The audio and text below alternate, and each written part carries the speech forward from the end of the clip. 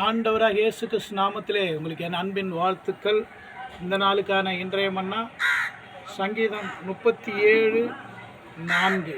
கர்த்தரிடத்தில் மனமகிழ்ச்சியாயிரு, அவர் உன் இருதயத்தின் வேண்டுதல்களை உனக்கு அருள் செய்வார். பாருங்கள், கர்த்தரிடத்தில் மனமகிழ்ச்சியாக நம்ம ஆண்டவர்கிட்ட எப்படி இருக்கணுமா? மனமகிழ்ச்சியாக இருக்கணும்.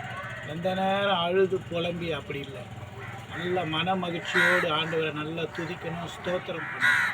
ஏதோ ஒரு காரியம் உங்களை அழுத்துதா, நல்லா அழுது ஜெபம் பண்ணுங்க. ஆனால் எந்த நேரமும் அழுது புலம்பி தேவ சமூகத்தில் இருக்காது. நல்லா மன ரம்மியமாக ஆண்டவரை துதிங்க, ஸ்தோத்திரம் பண்ணுங்க.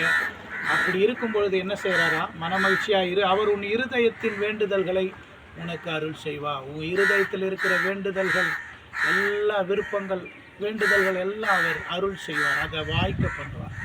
ஸோ இதை கேட்குற அன்பான கர்த்தருடைய பிள்ளைகளை நல்ல ஆண்டவரை துதிங்க, ஸ்தோத்திரம் பண்ணுங்க, மன மகிழ்ச்சியாக தேவ சமூகத்தில் இருங்க. உங்கள் வேலைகளை, உங்கள் காரியங்களை செய்யுங்க.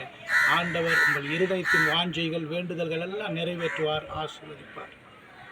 நல்லவரே இயேசு தேவா, நன்மையினால் முடிசூட்டி கிருபைகளை பொழிந்திடுவீர், என்றென்றுமா நடத்திடுவே.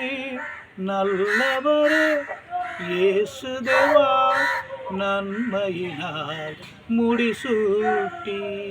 ஆண்டவரே, இதை கேட்குற ஒவ்வொரு மக்களோடு நீங்கள் பேசுங்க. உங்களுடைய சமூகத்தில் மனமகிழ்ச்சியோடு காணப்படட்டும்.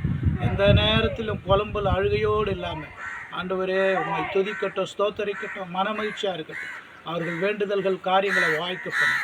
இயேசு கிறிஸ்து மூலம் பிதாவே, ஆமேன். கர்த்தர் தாமே உங்களை ஆசீர்வதிப்பாராக. ஆமேன்.